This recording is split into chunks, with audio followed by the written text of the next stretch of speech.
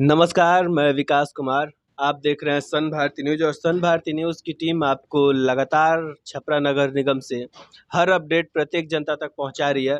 यहाँ के अलग-अलग वार्ड से किस तरह की समस्याएं उभर के सामने आ रही है, यहाँ की आम जनता से मिलके ये जानने का प्रयास किया जा रहा है। साथ ही साथ देखा जाए, चुनाव नज़दीक है, चुनावी सरगर्मियाँ तेज़ और इस वक्त प्रत्याशी अनेक है, लेकिन उनमें से कुछ चर्चित चेहरे हैं, उनसे हमारी टीम मिल रही है और ये जानने का प्रयास करें कि इस बार चुनाव किस मुद्दे के साथ लड़ा जा रहा है, क्या समर्थन मिल रहा है और क्या टारगेट इनका रहेगा। तो इसी क्रम में हमारी मुलाकात छपरा नगर निगम के वार्ड नंबर 2 के एक प्रत्याशी हैं।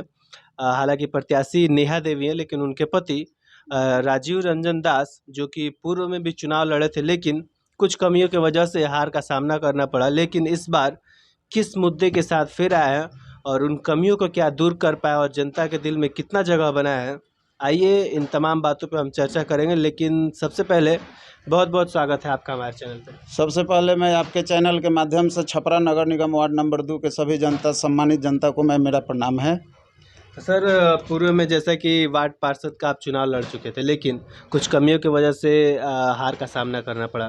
क्या उन तमाम कमियों को दूर करके जनता के दिल में जगह बना के इस बार जगह बनाने में सक्षम हो पाए? यस जी। मैं पिछले चुनाव से मैंने सीख पाया और मैंने 5 वर्षों तक जनता के बीच में रहा और जनता का सभी काम को मैंने अपने ढंग से और जनता के जिस अनुरूप जो काम था उस ढंग से मैंने उस काम का निपटारा किया। कहीं ना कहीं इतने दिन से जनता के बीच है तो जाहिर सी बात है कि अनुभव में बढ़ोतरी हुई होगी। और वार्ड नंबर 2 के बारे में हम बात करें तो जैसा कि निवास स्थान आपका यही है, तो लगातार जनता से मिलने के बाद आज भी धरातल पे किस तरह की समस्याएं मौजूद हैं? वैसे तो देखा जाए तो सभी प्रकार से अनेकों समस्याएं हैं। कोई भी समस्या जो है पूर्ण रूप से समाप्त नहीं हो पाया है और सबसे बड़ी समस्या है हमारे वार्ड में राशन का। जो राशन हमारे वार्ड से उठ के और दूसरे वार्ड में चला गया है, जिससे काफ़ी बुजुर्ग और जो बुजुर्ग महिलाएं हैं, जो विकलांग हैं, उनको वहां से राशन लाने में काफ़ी परेशानियां हो रही हैं। और जो नाली है, नाली भी बजबजा रही है। नाली ढंग से नाला का सफाई नहीं हो पा रहा है। वृद्धा पेंशन है, सालों से बंद पड़ा है, लेकिन इस पे कोई किसी का ध्यान नहीं है। और जल जमाव तो काफ़ी, बरसात तो अभी हुई नहीं है, बरसात हो जाती है तो नाला बजबजा उठता है। काफ़ी सारी समस्याएं हैं। यानी कहीं ना कहीं वार्ड नंबर 2 की जनता भी, जैसे कि निगम की जनता परेशान है, कहीं ना कहीं इसमें वार्ड नंबर 2 की जनता शामिल है।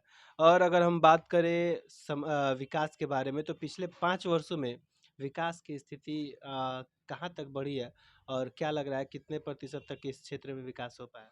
देखिए, विकास का परसेंटेज तो जीरो है। आप पूरे वार्ड में घूम रहे हैं, आप खुद देख रहे होंगे कि विकास क्या हो रहा है। विकास तो 0% है। विकास कहीं कुछ भी नहीं हुआ है। तो अगर हम बात करें आपके चुनाव को लेके, जैसे कि चुनाव लड़ने जैसे कि चुनावी मैदान में, तो जाहिर सी बात है कि कुछ टारगेट लेके आए होंगे। जनता अगर आपको मौका देती है वार्ड नंबर 2 से, तो प्राथमिकता क्या होगा? सबसे पहले मेरी प्राथमिकता होगी कि राशन जन वितरण प्रणाली की दुकान को अपने वार्ड में लाना है। प्रत्येक उस व्यक्ति को जिसको वृद्धा पेंशन जरूरी है, उनको प्रत्येक व्यक्ति तक पहुंचाया जाए। गली नाली की सफाई समय से हो और जो कर्मचारी हमारे वार्ड में काम कर रहे हैं उनको समय से वेतन भुगतान करवाया जाए। मेरा सबसे पहले यही प्राथमिकता है। इसके अलावा अगर हम बात करें समस्याओं को लेके, तो कहीं ना कहीं विकास के बीच में एक बाधा आता है, तो वो करप्शन, जो भ्रष्टाचार जो लगातार बढ़ते आ रहा है। तो क्या आगामी चुनाव में जनता आपको मौका देती, तो इस मुद्दे पे क्या कहना चाहेंगे? देखिए, ये तो भ्रष्टाचार तो शुरू से चला ही आ रहा है, लेकिन इस पे मैं कोशिश करूंगा कि इस पे पूर्ण रूप से विराम लगाया जाए। ये हो गया आपको अम, आवास योजना जो है, उसमें काफ़ी आपको अनियमितताएं मिल रही होंगी। आप जाके धरातल पे देखिएगा तो खुद आपको पता चल जाएगा। तो कहीं ना कहीं जनता लगातार हर प्रत्याशी से यही उम्मीद लगाती है, प्रतिनिधि बनने के बाद जनता के जो भी विचार रहते हैं उन्हें बगल में रख दिया जाता है, यानी उनके सपनों को अधूरा छोड़ दिया जाता है। क्या कहना चाहेंगे इस बारे में? मैं कोशिश करूंगा कि जनता का जो भी समस्या हो, समय से और पूर्ण रूप से इसको समस्या को हम समाधान करेंगे। अगर आपके लड़ाई के बारे में बात करें तो पिछले 5 साल इस वार्ड में कैसा गुजरा आपका और जनता के लिए किस तरह की लड़ाइयाँ लड़े हैं और किस तरह की सहायता यहाँ की जनता के लिए आपके द्वारा किया जा चुका है?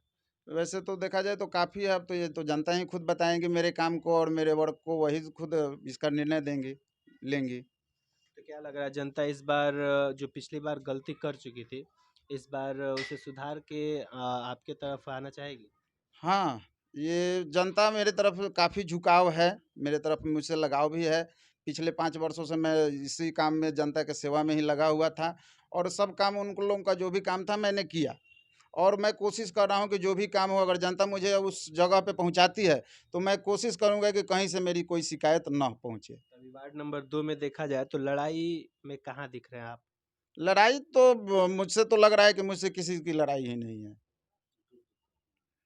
दूर दूर तक किसी से मेरी कोई लड़ाई नहीं है। क्योंकि जैसे-जैसे चुनाव नज़दीक आता है, चुनावी माहौल बदल जाता है, पैसों का खेल चलता है, जातीय समीकरण का खेल चलता है, तो क्या लग रहा है ये तमाम चीज़ें इस चुनाव में काम आएँगी? देखिए, मेरे साथ सभी जाति के लोगों का समर्थन मिला हुआ है, पूर्ण रूप से समर्थन मिला हुआ है इसमें। और मेरे साथ कोई जाति और विशेष कोई ऐसा कोई बात नहीं है। मेरे साथ सभी जन समर्थन सभी जाति लोगों का है। तो जैसा कि वार्ड नंबर 2 महिला आरक्षित सीट है और महिला प्रत्याशी भी है, तो महिलाओं के हक के लिए किस तरह का बड़ा कदम सामने आएगा? महिलाओं के हक के लिए अगर जो भी काम हो, जैसे वृद्धा पेंशन हो महिलाओं का, या जो ये विकलांग औरत जो है या फिर जो भी हैं, इनका जो भी काम होगा, ये मेरी वाइफ मेरी पत्नी जो है उन पे विशेष ध्यान दे के उसका उस काम को का निपटारा करेंगे। तो आगामी चुनाव को लेके यहाँ की समस्त जनता से क्या अपील करना चाहेंगे? मैं अपील यही करना चाहूँगा कि सम्मानित जनता लोगों से मैं हाथ जोड़कर अभी भी विनती करता हूँ कि एक बार मुझे मौका दिया जाए और मैं किसी भी जनता को कहीं से कोई नहीं, लेकिन सुनती है, लेकिन एक बार मौका मिलेगा, मैं ज़रूर उस पे खड़ा उतरूँगा। तो जैसा कि हमारी बात अभी राजीव रंजन से हो रही थी जो वार्ड नंबर 2 से प्रत्याशी के रूप में सामने है। हालाँकि राजनीतिक अनुभव के बारे में बात करें तो अभी तक पद नहीं मिला है, लेकिन जनता के बीच रह के जिस तरह से सेवा का कार्य करते आ रहे हैं, उम्मीद है कि आने वाले समय में जनता मौका देगी। इनका ही मानना है कि अगर जनता हमें मौका देती है तो वार्ड नंबर 2 में धरातल पे जिस तरह की समस्याएँ मौजूद हैं, उन तमाम समस्याओं को समाप्त करने का कार्य किया जाएगा और साथ ही साथ देखा जाए तो जैसा कि ये महिला आरक्षित सीट है, तो महिलाओं के लिए कहीं न कहीं कुटीर उद्योग या फिर उनके हक के लिए सरकार जो भी योजनाएँ देती है, उन तक पारदर्शिता के साथ पहुँचाया जाए और अपने वार्ड नंबर 2 को एक विकसित और आदर्श वार्ड के रूप में सामने लाया जाए। तब तक के लिए हमारे साथ बने रहिए सन भारती न्यूज़ पे।